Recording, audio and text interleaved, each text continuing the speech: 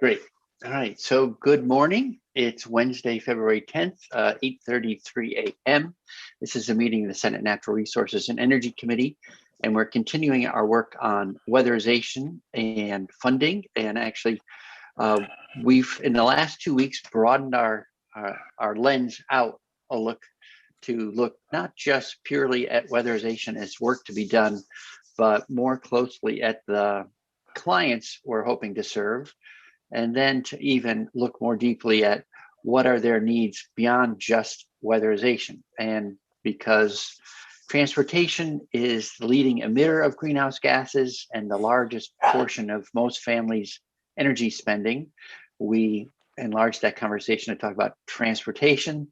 And then last meeting with Paul Zabriskie in the room, we talked about expanding that notion a little further to even talking about it as counseling that involves a holistic approach, not just to that client's or customer's energy needs, but improving quality of life along with it. So we're panning out to take in a bigger picture, and we have guests with us this morning to help us appreciate the bigger picture, as well as look at transportation. So with that, I'd like to welcome to the room Capstone folks again, and turn it, all three of you are here. So good morning, Ms. Minter, Ms.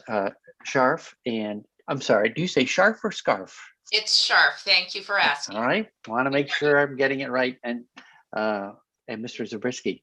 So with that, I would like to think of this as the floor is yours, and you can move between and amongst yourselves as you want to help tell the story, and we'll see where we go. Thank you, Mr. Chairman, and thanks so much for inviting us to your room. I have to tell you, it gives me a lot of joy just to sort of see you, even though we're not in the building together. So I appreciate your invitation. I want to, for the record, I'm Sue Minter, and I am the Executive Director of Capstone Community Action. And I thought I would begin a little bit of orienting the members to who is Capstone beyond weatherization, as well as the Community Action Network around the state. What is it we do in addition to weatherization, and particularly to zero in on transportation needs of the folks we serve, and even the ways that we actually help do financial counseling to help them move out of poverty. So with me is Liz Scharf, who is the Director of Community Economic Development and Food Security. And I think you know Mr. Paul Zabriskie well. So I just want to start out by also saying thank you for your service. I know it's really hard to be on Zoom all day. We're all doing it. But I want to just appreciate the work that you do. Obviously, it's close to my heart. I also want to just say that Capstone is part of a network of 5 community action agencies, all of whom were really born out of the anti-poverty movement of the 1960s, the war on poverty of the Johnson administration. And we each, all 5 of us, are independent nonprofit organizations who do many similar things and some different things. But we serve the entire state. And what Jude was loading up is a document that I'd love you to look at. I'm not going to share my screen, but I think it gives you a presentation of the 5 regions we serve, how we serve them, and activities we do, and the impact we have. So Capstone is the central Vermont. We serve the counties of Washington, Lamoille, and Orange. Senator McDonald, Senator Westman, I am honored to serve your areas. And, our neighbors in Windham region, Windham and Windsor is Sevka. Down in Bennington, it's Brock. In Chittenden and Addison, it is CVOEO. And in the Northeast Kingdom, NECA. What do? We really talk about kind of a 2-pronged approach. We meet people in crisis, in economic crisis, And we do that primarily in the areas of food security, housing, and heat. And we also give folks the tools to move out of poverty. And we really think about our economic empowerment strategies. And you're going to hear a lot more from Liz about her financial counseling work. But our economic empowerment program also includes VITA. We do volunteer income tax efforts with over 1,700 returns were filed on behalf of your constituents just in Capstone region last year and in the middle of the pandemic. We do micro business development programs, which the legislature really helped us by funding a special micro business stimulus program during this pandemic. That's helping at-risk businesses, small businesses, 5 employees or less, but at 80% of median income. So these are low-income people starting businesses to get themselves out of poverty. Great program. You've been believing in us, and we thank you.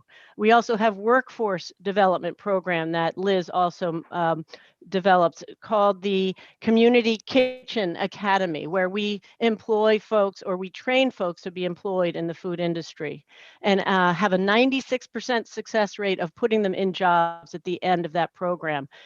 The work we do is beautiful, I have to tell you. It is multifaceted. When I first took this job, I kept learning about more and more things we do. And I thought, wow, we do too many things. Maybe we should do fewer things and do them really well. But what I learned is the reverse.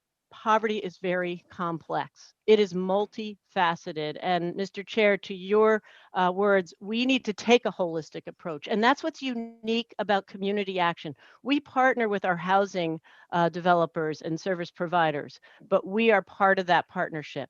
We're part of the partnership with our community health and mental health providers. We are a strong partner with the food bank. We right now, thanks to your efforts in the legislature last year, are running the food hub for our Vermont Everyone Eats program.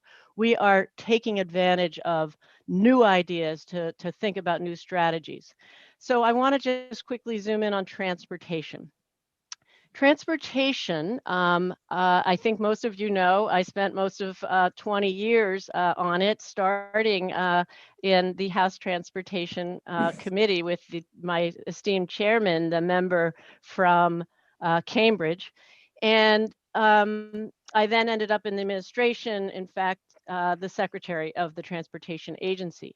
When I came to Capstone, I spent about 5 months meeting everyone I could with whom our organization worked. And I was always looking for what did they do that we didn't do? What did we do that they didn't do? What was essentially the white space that we needed to do more of because they couldn't? And every single organization, every leader talked about transportation. And what I came to understand was that transportation isn't just the largest contributor to greenhouse gases in Vermont, a problem we must tackle, but it is also the greatest, maybe not the top, but definitely the second greatest barrier to getting people out of poverty. So in our work, we've been really thinking about what do we do differently to solve that problem? And while most of the EDs I met with just threw up their hands, it's too complicated, we can't fix it. Given my history and my career, I didn't feel like I could just say, yeah, we can't fix that one. So that's why I'm so glad you're talking with us today. We've done a couple of things. We had a really innovative strategic planning process, an appreciative inquiry. We had surveys and interviews. We did a lot of groundwork, and we had a big event, which was really about how do we think differently? We came up with a big idea. What if we accelerate the transformation to electric vehicles and try to address people in poverty at the same time? So our big idea, which by the way, we are advancing through the support of V-Light and a couple of foundations, an electric vehicle fleet that serves as it's cooperatively owned or as a car share, serving people like me who have a car but could use a second car and maybe not have to buy that second car if we had access to the second car. An electric fleet that's a car share, but it's also a ride hailing service. an Uber of sorts. I like to use the term rural Uber or Ruber, which is specifically to help people in poverty who can't get to work, who can't get to their healthcare appointments, who can't even get their food. And this is real stuff that we could actually provide that through this service. So we're building this idea, and it's a big idea, and I think it's got some legs, but it's not what we're coming to you for. I just want to mention our new mobility and equity project. Last year or the year before, we got involved with an enormous coalition that I'm sure you're involved with, helping to do climate change legislation, and excited about the electric vehicle subsidy.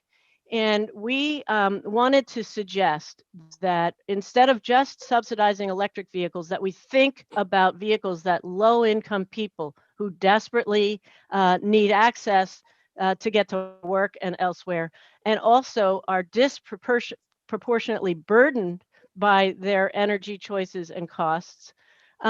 Could we make a program that actually supported used pre-owned vehicles that are high efficiency vehicles? So thanks to your committee across the hall, frankly, it was the Senate that championed this with us. And now we have a program called Mileage Smart. And we envisioned it as an opportunity to bring financial counseling with it to all of our community action agencies. We had a proposal to put money in the budget for that purpose. Unfortunately, last year, our entire budget was zeroed out for micro businesses, for Vermont Match Savings. All of the work we do was zeroed out. So we spent our time advocating just to get back into the budget. And we didn't advance this other idea. But we advanced Mileage Smart with very little investment in what I think we need to do to build the program. And we are moving cars, but we are also seeing that folks of very low incomes actually need one-on-one assistance. They don't need somebody telling them, you've got this opportunity, go run with it. They need someone who listens, who starts to understand and sort out their needs, who actually does what we call money coaching. So I'm going to give the floor to Liz to really talk about money coaching. But before I do, I want to conclude by simply saying this is an extraordinary crisis that we are in. It's this moment of history.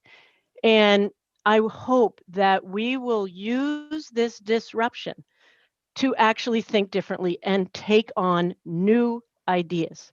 And that we are not going to transform our energy consumption if we leave behind the 40% of people who can't afford that electric car.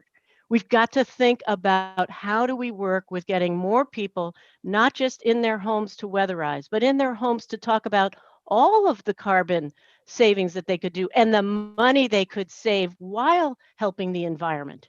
That's the work we want to do with you. So thank you for this time, and I'll pass it on to Liz to share so much more about the real work we do.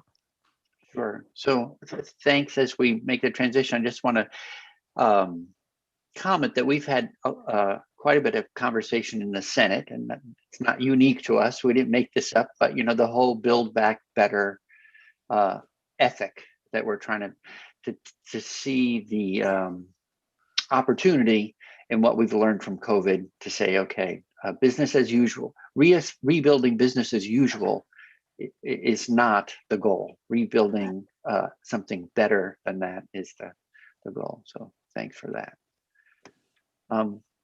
Ms. Sharp.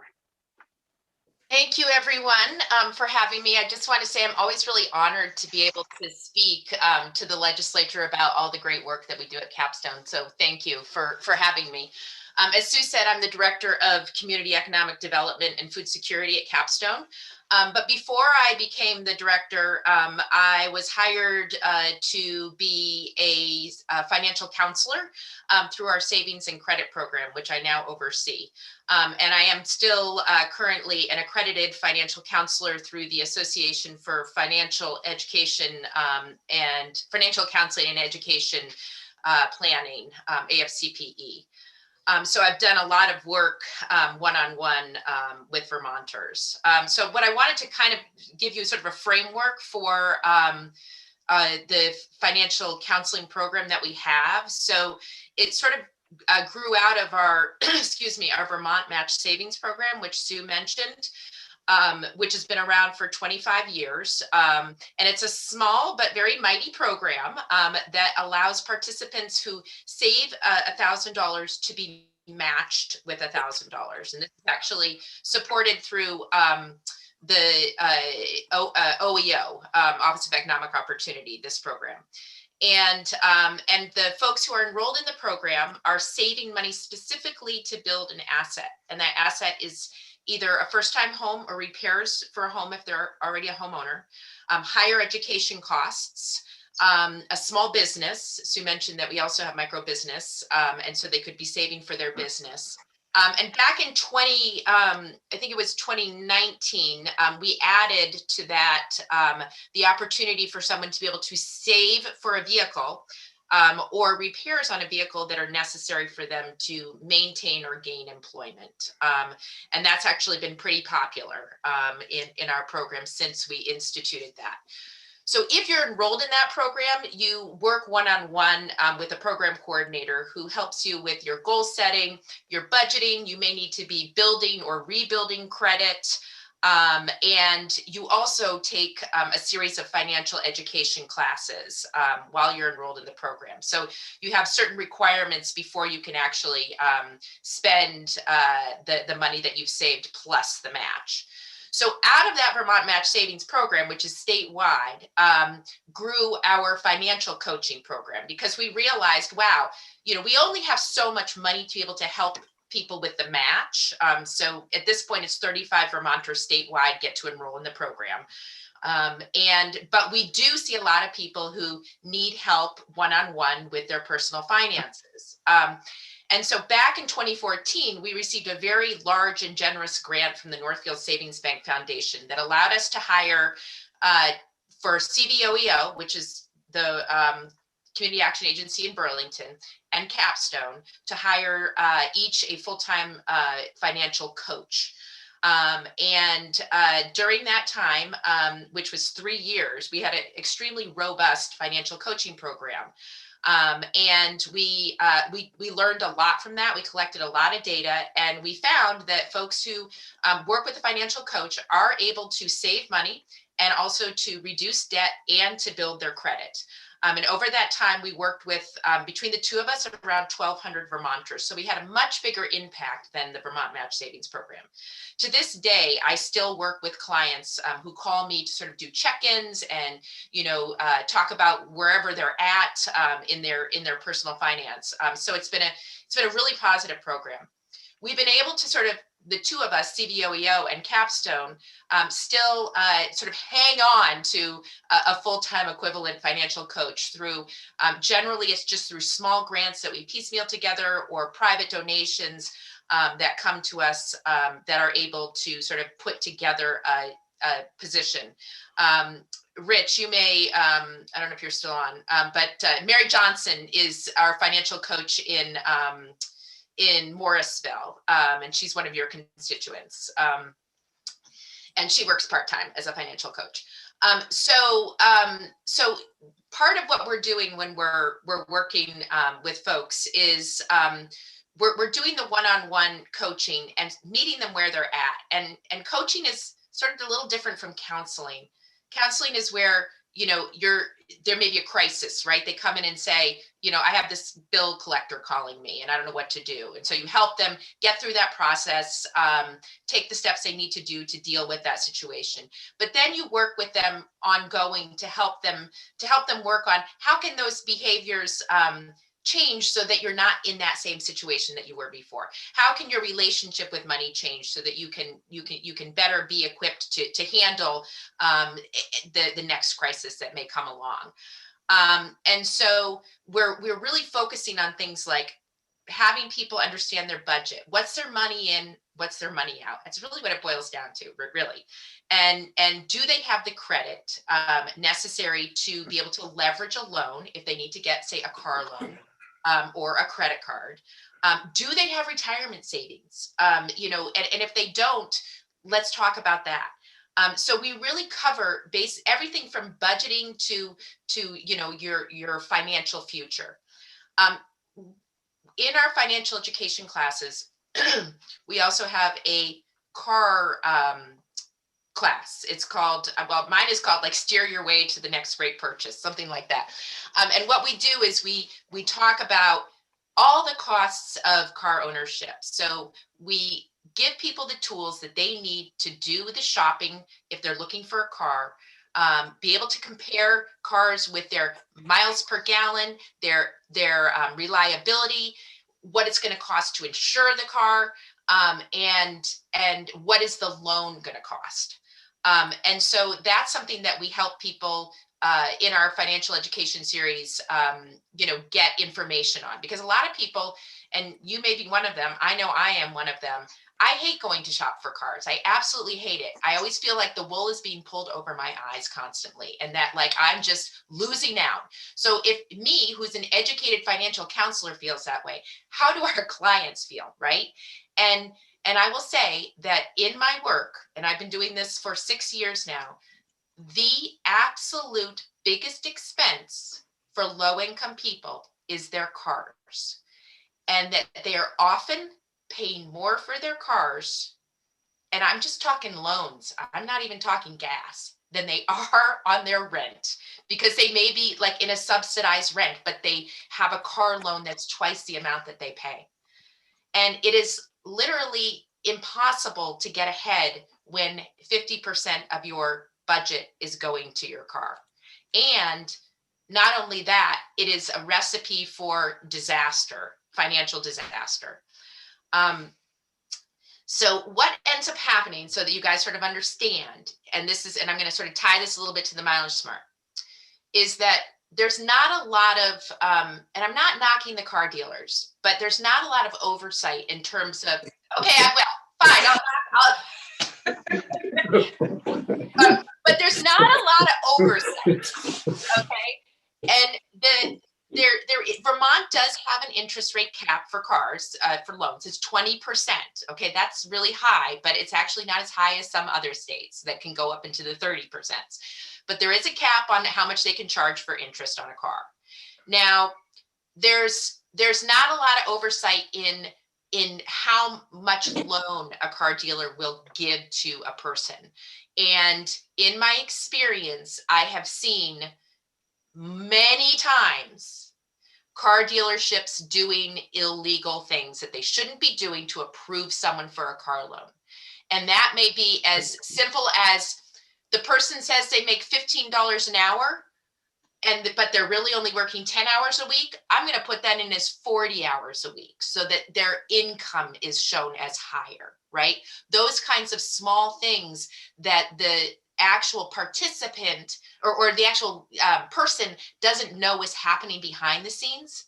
And when the car dealer says, how much can you afford per month? Because remember, that's the first question they ask you when you walk in. How much can you afford per month? They're able to get to that number by extending the loan out. So gone are the days of the 4-year car loans. They're often 7, or even I've seen 8-year car loans, okay, on used cars, right? So you're not even going to get through the life of the car before you get, through the loan. So what ends up happening is that our lowest income people with the worst credit end up getting the highest interest rate for the longest time period. And in some cases, their interest is as much as the price of the car. But here's the thing, they don't even necessarily know it because they're not educated. Like, I don't mean to say they just don't know about looking at a car loan and looking at the actual documents to see that this is how much they're paying in interest. All they're seeing is, oh, sure, I can afford a $300 a month car payment on a $700 Social Security check because the guy told me I could, right? He said I qualify for this loan, so therefore I must be able to pay it. And so what ends up happening is that their car becomes their absolute biggest burden, and it prevents them from moving forward in their lives and building financial stability that they need. Now, I sent you guys a little document. I don't know if you saw it, but on the second page of the document, it's called it's called FCC or something, the document name. And on the second page of it, it shows you some examples of people's credit scores. Do you want me to just tell you, or do you see it? I'll just tell you. I just want to let you know the reality behind this, because this is real stuff that I see all the time when I'm working with folks. Is that if you have a good credit score, you're going to get on a used car loan. So in my example, I have a $17,000 car loan. If you're getting a used car loan, you're going to get like a 4.5% interest rate, which is like what it is right now. And if you do it for 5 years, your monthly payment is going to be about $317. Okay. And you will have paid a little over $2,000 in interest. Okay, for that 5 years. Well, that's the cost of buying a car, right? And that's banks need to make money too. So to me, that's a very understandable loan. It is acceptable to me. It's the cost of not having to pay for the car all at once. You get to put it out over your 5 years, and you pay the bank for that. Now, if you have a lower credit score, like a 620, you're still going to get that loan. Now, in the housing world, you're probably not going to get a house loan, but you will get a car loan, because again, what I said, there's not a lot of oversight. And so what happens is you get that same car loan, $17,000, but your interest rate is 17% with that credit score. And in order to make that payment close to what you said you could afford in that 300 range, they push it out to 7 years. So that now your payment's $347. It's only $40 more than the other guy who had good credit, right? But now you're paying $12,000 in interest, not $2,000 in interest.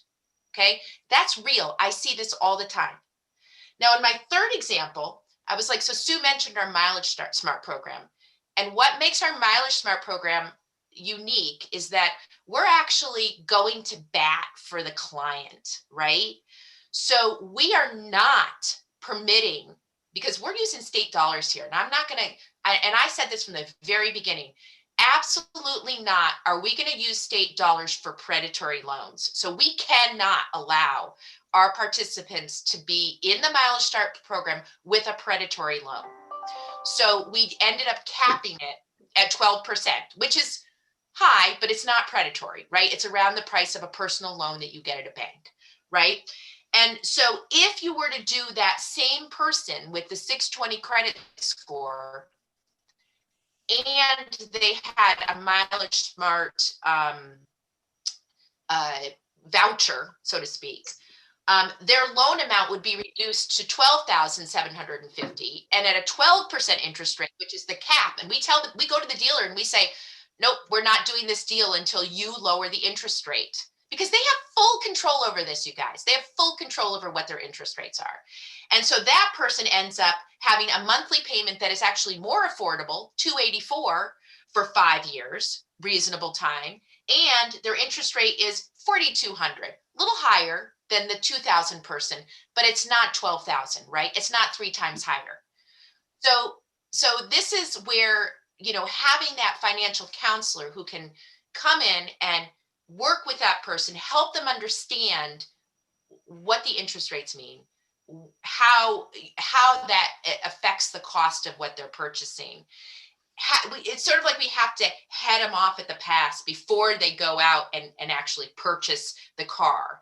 And this is why, this is why people end up staying poor, because their credit is poor.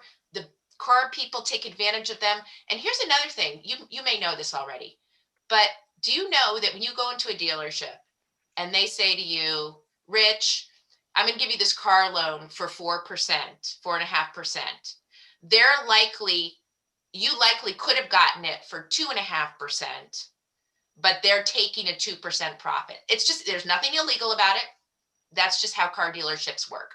So when the poor person with poor credit goes in and their interest rate is 17%, they probably could have gotten that much lower at their credit union, maybe 14, 13, 12%. And that's what the car dealership was quoted by the bank or credit union, but they're pocketing the extra interest for their commission. And that's very normal and it's very legal, but that's what happens. So we, as as Mileage Smart, are able to say, no, we're not, if you want to make this sale, you got to keep it down to 12% at the highest, right?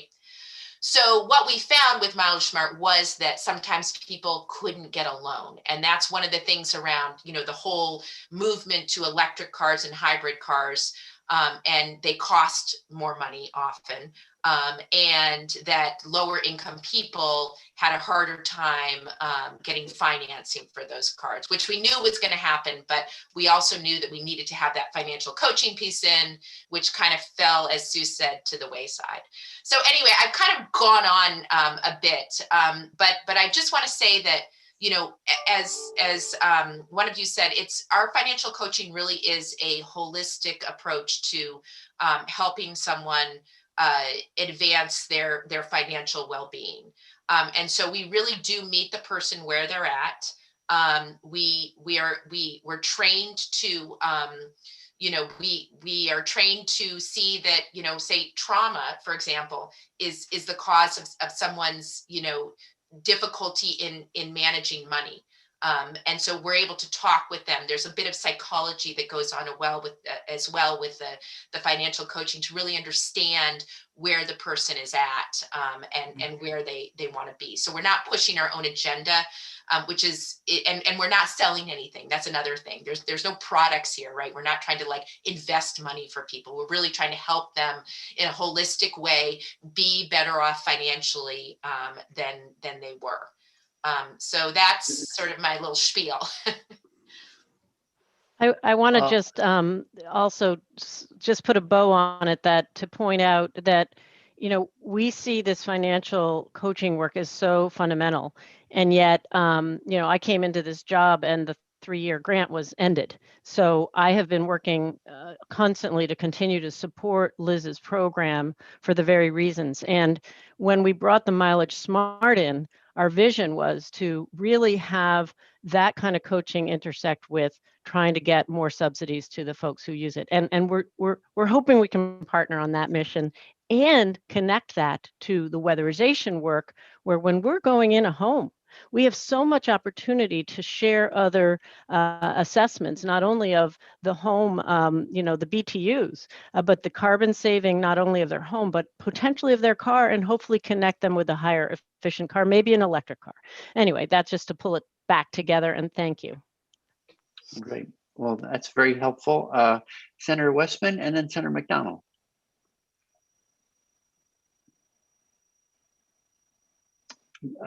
Senator Westman, you're still muted. As many times as people have told me that, I still do it. We all do. So how much of the counseling deals with the more efficient car, and how much, because we've covered that you help them get into a car and pay less interest over time. But also, if they're running a more efficient vehicle, there's a savings. How much of that is part of the counseling at the beginning in the choice that to help them make a wiser choice of the vehicle type? That it's actually sort of we have this worksheet, and it's sort of called the miles per gallon worksheet. And what it does is so we sit down with the person and compare vehicles, right? So someone may be saying, oh, I really want to get, an SUV. And so we say, okay, well, we actually go to the websites, right? The Edmunds and the Consumer Reports and all that to look at the reliability and mileage and EPA ratings. We actually have there's an EPA site that we go to bring up the car.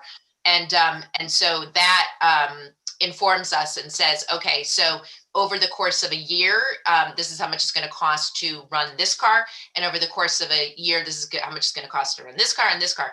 And, adding that into the cost with the payment, the loan payment, and any repairs, like the average repair cost that we think the car is going to have.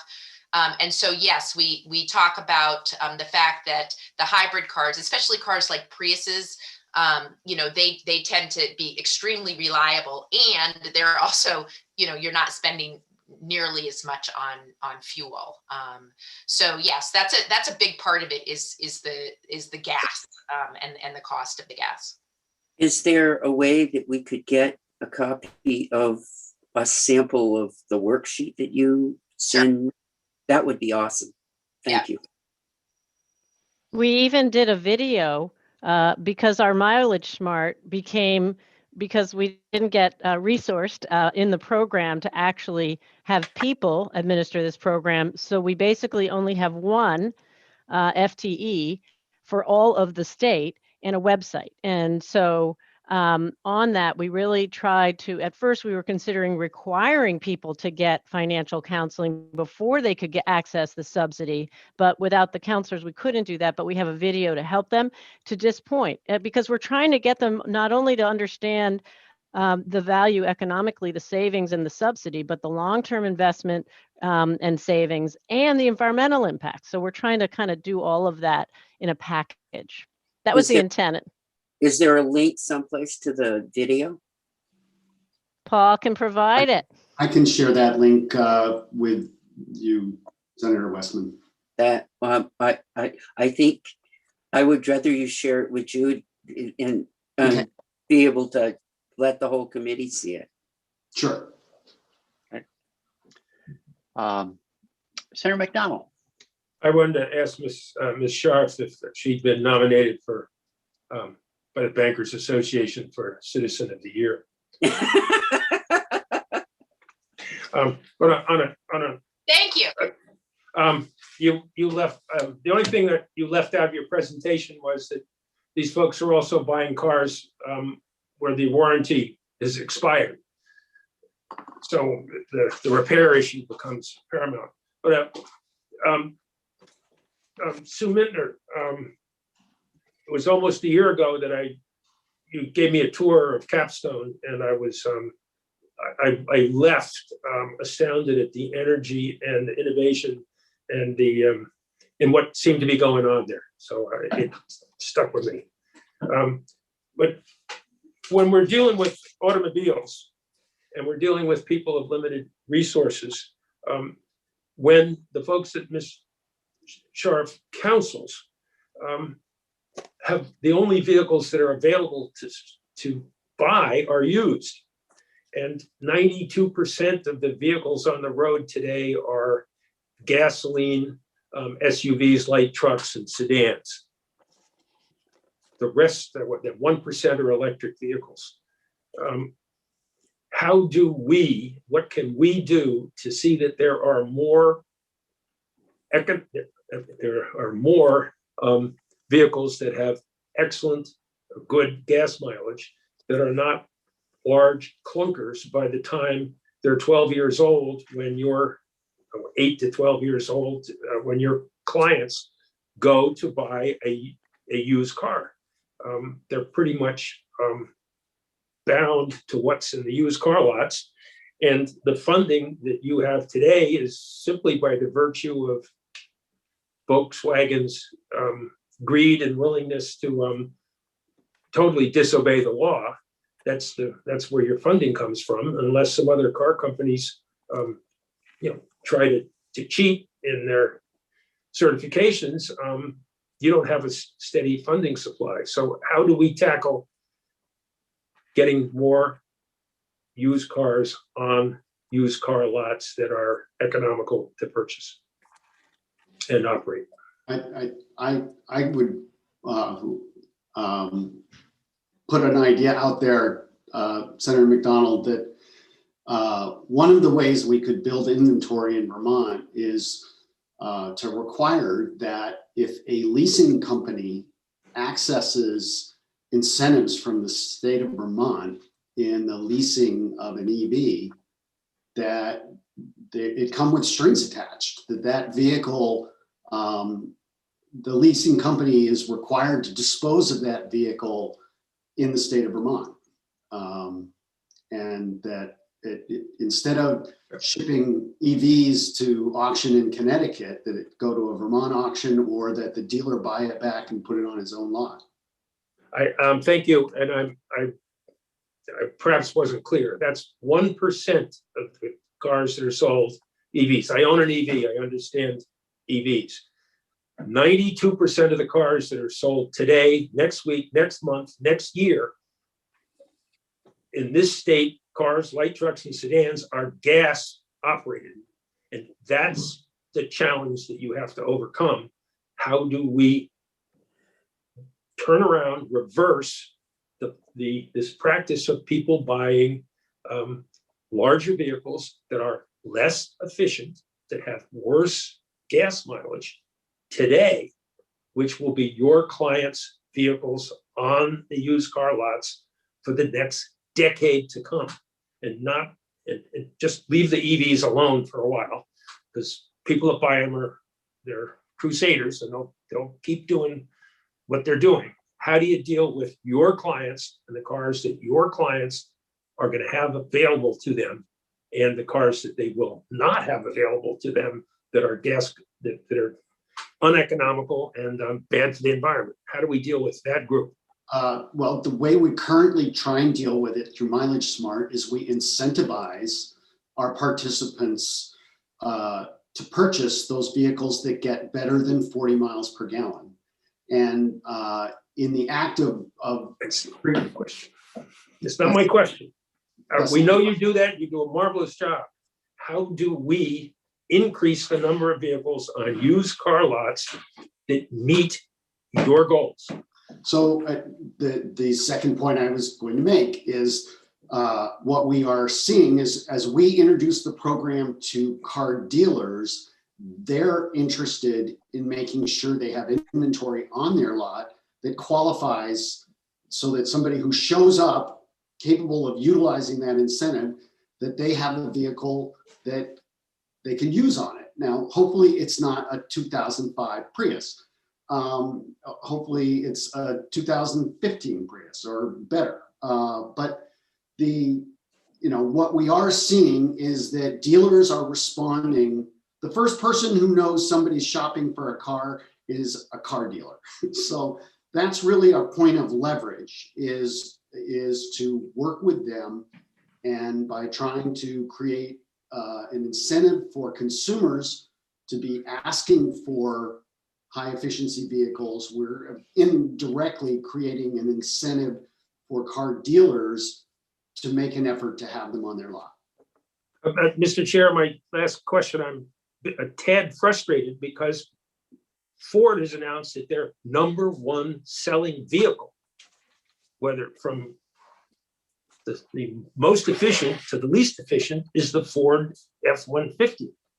That's what they are selling. That's their incentive. That's where their profits are. That's what are being purchased more than any other Ford vehicle. And how do we deal with climate change and your clients who will be looking for a car, poor in the countryside, and what's the #1 Ford vehicle that's available at the used car lots is a 8-year-old Ford F-150? How do we deal with that? I just want to say this is a huge question, obviously, and I am encouraged by some of the car industry moving away from those vehicles and taking that. And the more we can and help educate our clients on the right purchasing through the incentives you're offering, hopefully through more counseling. I mean, that's what we can do from this end. I don't know if I certainly don't have strategies on moving the entire car market, but you're absolutely right. Until we do that, the used cars aren't going to be the ones that we need. But we are finding, and I do want to say for the record, we are working with car dealers as well. And while there may be some who have unscrupulous, maybe effort, we are working with others who are doing a great job partnering with us on this mission. So I do want to kind of mention that, and that's actually the place where we actually can make that kind of change. Well, Mr. Chair, if the witnesses are doing their jobs, they will not be selected either for Car Dealers Citizen of the Year.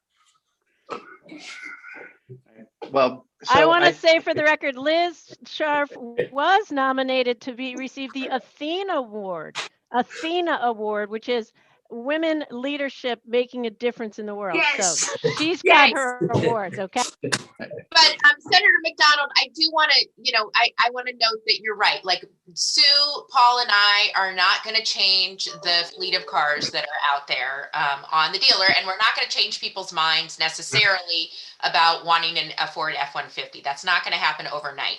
I will say though, and Paul mentioned this and Sue did too, incentives and tax credits do matter. And so the ability for lower income people, there are a lot of tax credits out there right now for people to buy fuel efficient cars.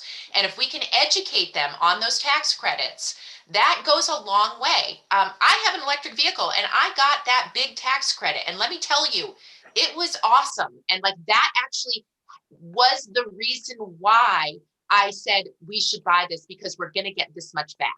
It was a calculated budget thing, like, oh, this tax credit. So the more we have of those and the more we're able to educate them, I think that, you will see people shifting to electric cars. And as Sue said, there are dealers that are out there who are now moving towards having a goal of all electric cars. It is in the future, but it's not tomorrow. We know that. And that's a challenge.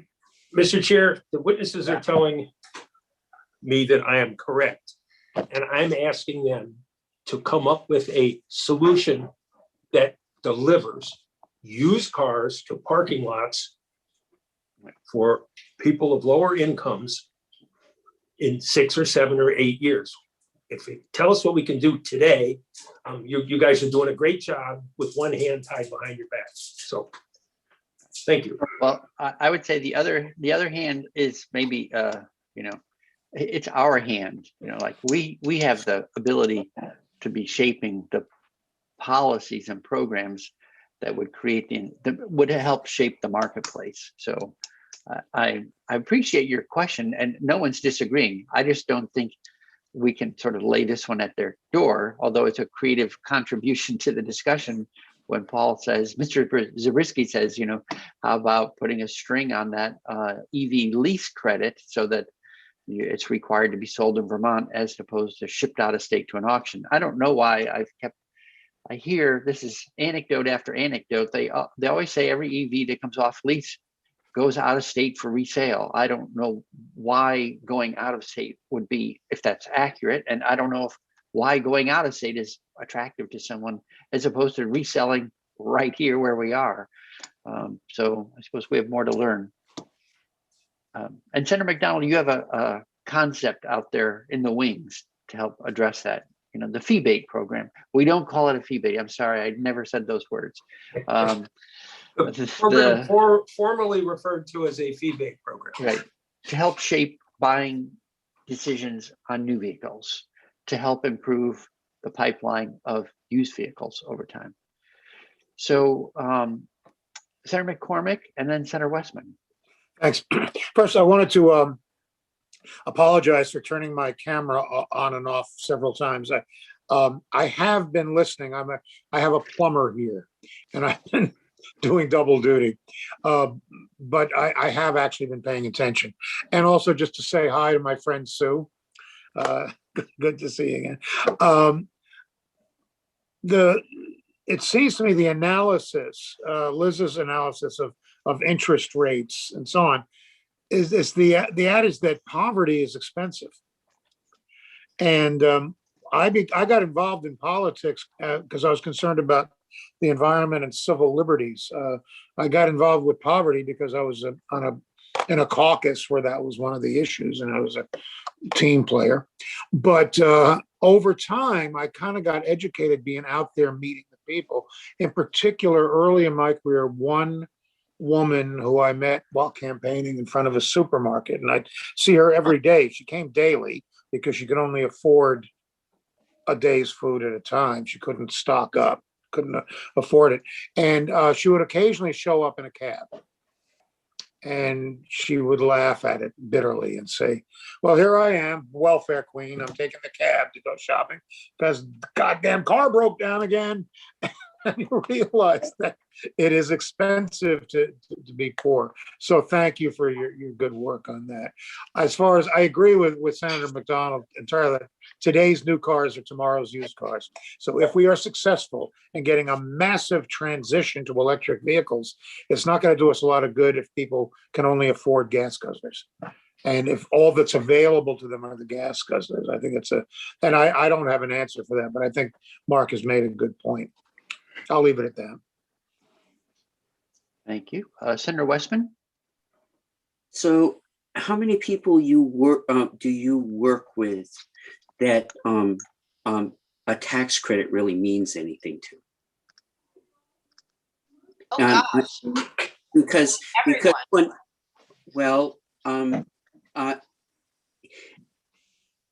tax credits generally mean more to people that have significant income than they do for low income.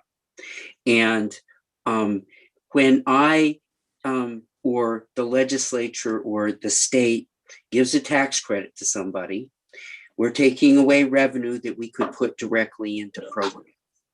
So my question really becomes to help, if what you're talking about is a marriage of helping people out of poverty and at the same time getting them into a more efficient, carbon producing vehicle, because if I double the amount of miles you can travel, chances are I'm reducing their carbon a lot. And I totally agree with Senator McDonald. I'd like to get us to electric vehicles faster, but if I can cut your carbon use in your car in half in the next 5 years, I'm happier with that. But there's limited resources. So when I look at it, I say, am I better to give tax credits, or am I better to hang on to that revenue and put money directly into, through grant programs, money into programs like Mileage Smart? So that's the balance that we have to. So when I'm looking at the people that you serve, how many people is the incentive that you hand them money to help them move into a vehicle or weatherize their home? Is that a better approach, or does a tax credit, what's the balance here? So I just want to say, in terms of tax credits, the tax credits that mean the most to our clients are the earned income tax credit and the child tax credit. Absolutely. And they're not necessarily getting these other credits that you or I might be getting for like fuel efficiency vehicles. Yep. So one thing to think about is, I often think about this when I'm talking with clients is cash flow, right? So cash flow is what your money is going out every month. And so sometimes, sometimes having a loan extend an extra year, say 5 years instead of 4 years, even though you're paying a little bit more in interest, you're able to make that payment. You need the car because it's a cash flow issue, right? You only have so much money each month, and you need to make sure that car payment fits into that monthly budget that you have. So sometimes the trade-off for better cash flow is like a longer loan, for example. And so in the case that you're talking about, does a tax credit, would we prefer, say, a tax credit versus an actual, incentive right off the bat? The nice thing about the incentive right off the bat is that it does improve the cash flow.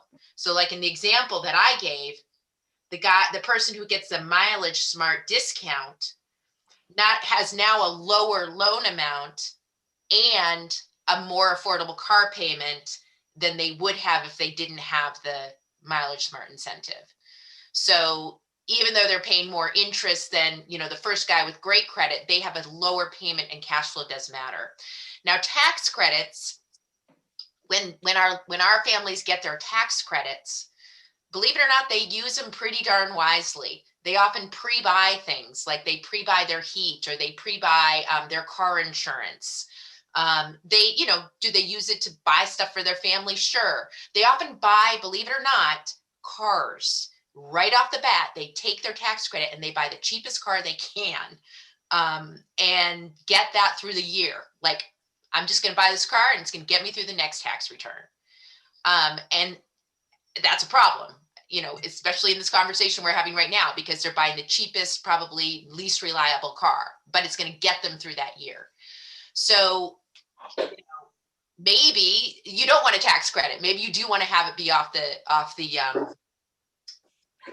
price. I think that the cash payment, the incentive, the subsidy in the pockets, we have seen again and again, I think national studies demonstrate this, that's why the first stimulus payment is putting cash into people's pockets who need it. And that is far more impactful. And as Liz showed, it actually has a double positive impact in this case for cars. Lots of different strategies and different things. I think different impacts for different income levels. So what I hear for me is that the poverty piece and the environmental piece are the lines are going like this, and there's a place for us to marry the two and make and put lower income people into more reliable vehicles that allow them to get to work and improve their status in life and do that. But at the same time, if we're smart, we can direct them and help them think about their lives so they use less fuel during the year. They and produce less carbon. So there's a place where the lines can cross if we're smart about directing. So it's important when I think about this to think, is it tax credits? Is it direct money into people's pockets? And how do I structure that? To me, that counseling piece is vital to begin to raise new issues with people and broaden their thinking about this. And so what do I have to do to make sure to strengthen that counseling piece and to make sure that that carbon and the environment is a piece of what your worksheet stresses? So I think the opportunity is, and thank you for sort of bringing this together, Senator Westman, because I think we've been talking a lot about cars, but all these same principles apply when we talk to a household about heat pumps and decarbonizing their home heating. All these functions that occur when we talk about weatherization and home performance and insulating a building and creating savings. They're all opportunities that produce better outcomes, and they produce the greatest outcomes for people who are the lowest income because they're paying the largest percentage of their income for energy in all those different sectors. I think it's important that, to me, that the committee understand that the intersection between the sort of energy ecosystem and the first conversation I had with you all, we were talking about, where's the best return on investment to get at carbon, and is it transportation or home heating? And the fact is, it was both, and it's broader than that. It includes energy and electrical efficiency as well. What Capstone is doing in terms of working, we have tight relationships with Efficiency Vermont in our weatherization program. We're talking about broadening that relationship as they broaden their scope to include thermal and electrical, and enabling our counselors to have the materials they need to educate the people we work with. We work with 1,700 people at Capstone who come into us just to do their tax returns. Liz didn't touch on that, but so we're involved in the intimate part of people's financial lives to be able to have a handout and a brief discussion, a counselor that's trained in the language to communicate the climate crisis and the opportunities that people have to make changes in their life in the language that speaks to that community. That's what community action is really unique about, to sort of be culturally appropriate to the audience we're speaking with, to say, here's your opportunity in your home, in your transportation, in how you use electricity. That's what we're trying to put together. And there's quality services in lots of different places. The missing link that we're addressing today is the opportunity to have that one-on-one, eye-to-eye conversation in front of the numbers about what's the opportunity for this family when they're talking with this human being, this counselor. And so I think it's amazing, in fact, that we're having this conversation with you all. We've strayed farther from core mission, I think, than I ever have with this committee, and talking about transportation and talking about financial counseling, but they all fit together in my world. And I'm just really excited that you're taking on this challenge. Well, the last time you were here, you mentioned that OEO's mission needed to be looked at. And it, for me, just repeat what that thought. My personal belief that OEO, I think OEO should recognize. I think they do as individuals. I have enormous respect for all of them, but the mission that they've been given, particularly in weatherization, flows down from the Department of Energy, and it is it's savings to investment ratio, SIR. That's our mantra. It too narrowly defines the needs of the community. The community that we work with, they understand the climate crisis. They have hopes and fears, but their reality is that they don't have the bandwidth to march about it.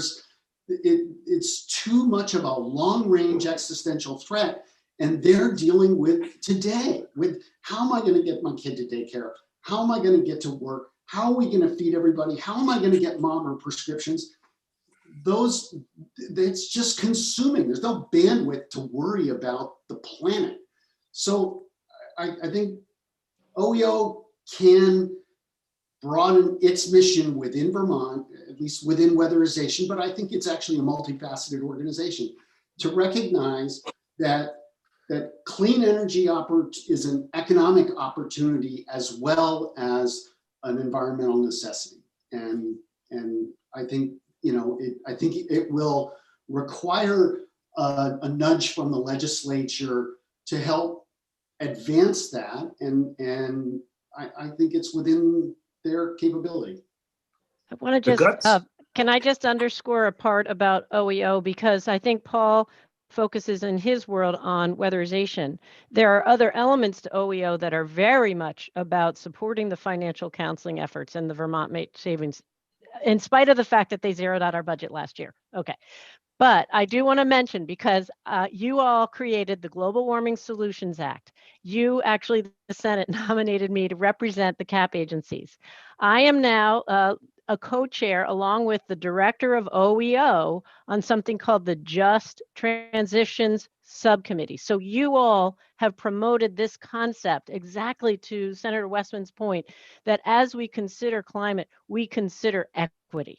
And honestly, it's very refreshing and exciting. OEO is very much a part of the conversation, but there are different parts. And I think that the narrow scope of the weatherization folks is what we hope you will help expand. Thank you so much. Tell me how I should change get them to think about their mission. Will do. Senator McDonald? Wait. Well, sorry, Ms. No. Minter. We had a witness in last week who was somewhat distraught in discussing the issue about weatherization. And occasionally she would remark, and I'm going to put words in this witness's mouth, that there is no limited amount of money. We're not living in a world of limited resources. She was saying that her customers that came into her financial institution didn't weatherize because they were but yet they had the money to buy large gas guzzling vehicles. And that's what they were spending their resources on.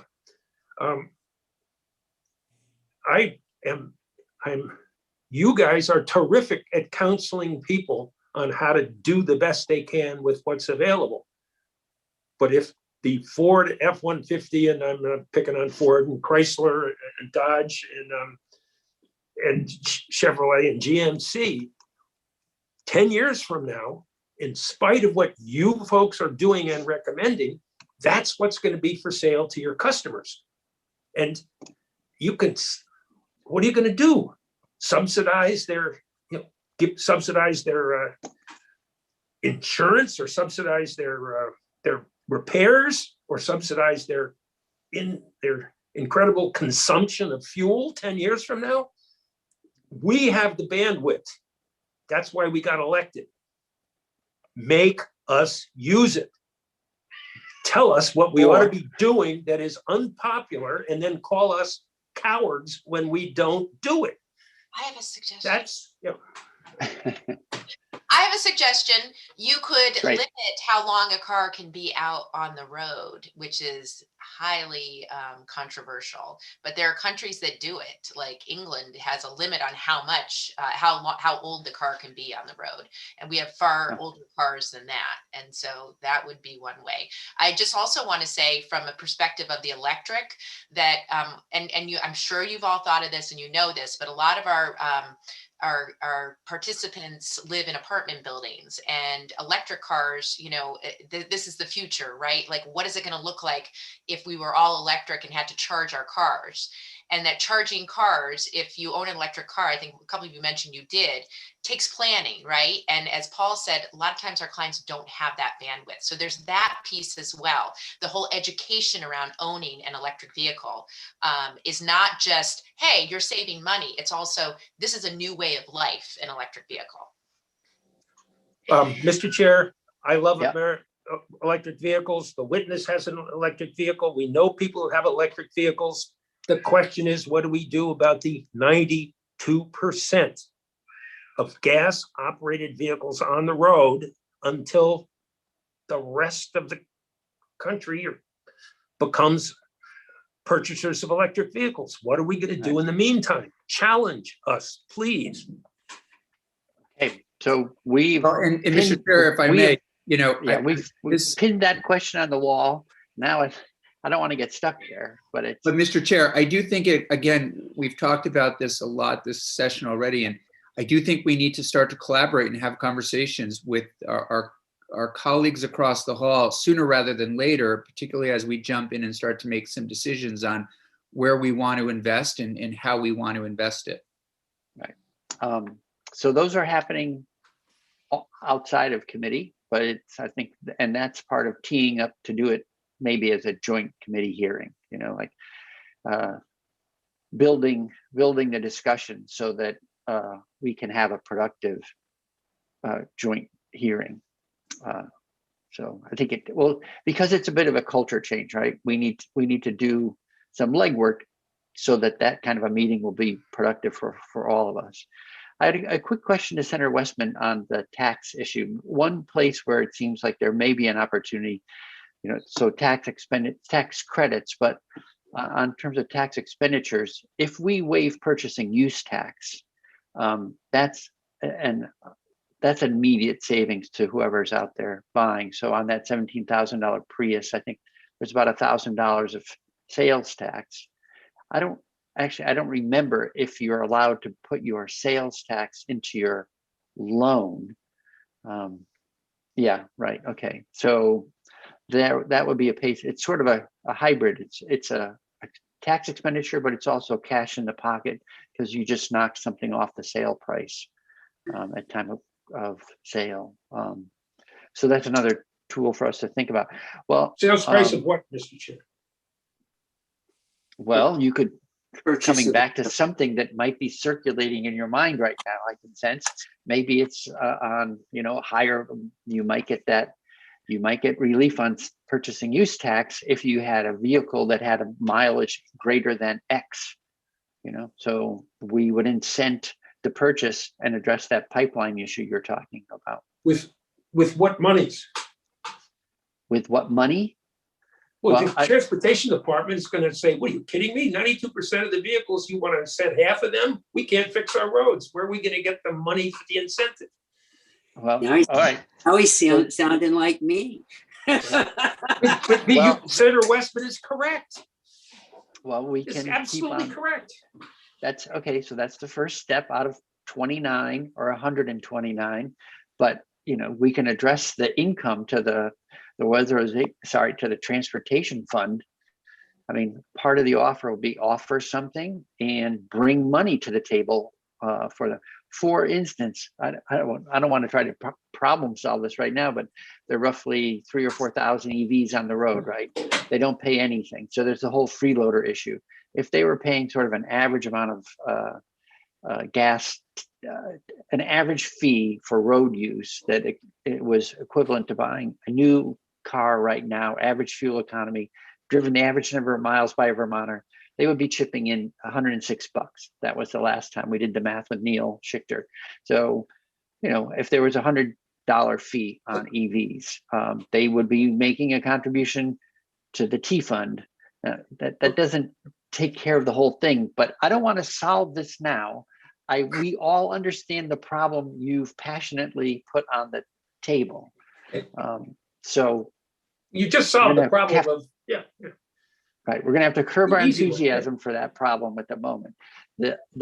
I wanted to come back to Mr. Zabriskie because I don't know what materials you prepared for this morning. We're running a little long, which is great because we're actually having a full-fledged discussion. But I don't know if by virtue of having this discussion, we've not given you the time yet to talk about something that you wanted to share with us this morning.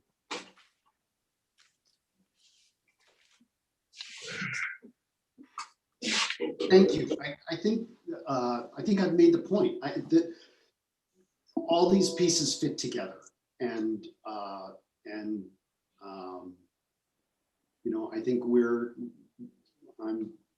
I think it's important that the committee recognize there have to be resources in each environment to make the whole work. Right now, the greatest challenge is around the counseling piece, and I think Liz and Sue have made that clear. So thank you very much for your time today. Okay, well, great. I want to give Paul credit, Mr. Zabriskie credit, for last week when he was in committee, he said a word that's still ringing in my ears, and that was dignity, that we're looking to provide service with dignity. And I think of that as also going hand in hand with empowerment.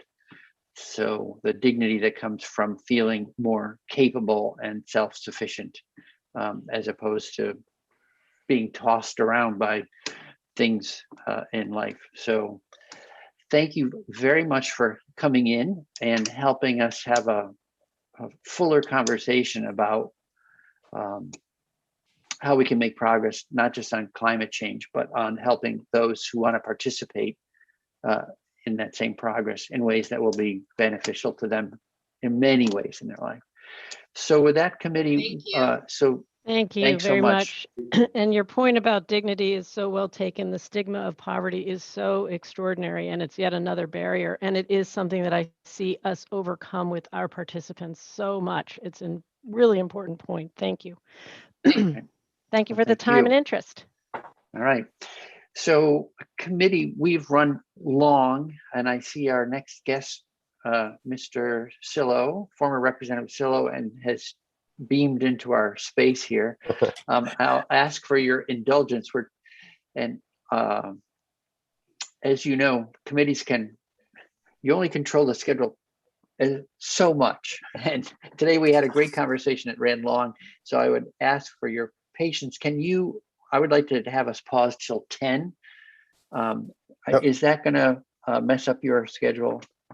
Mr. Sillo? No, that's We fine. don't? Okay. I can just come So- back at 10, no problem. You have an Okay. electric oven or a gas oven there, Paul? What's that? You have an electric or gas oven? Right, that's right. All right. So thank you. See you shortly. Thank you, Okay, great. committee. We're going to go on break till 10 o'clock. And the usual reminder, I don't know if we're going to offline or not, but the recommendation is always mute your mic and stop your video, because generally streaming continues during our breaks. Right, you can stay in Zoom, but I'm going to stop the live stream.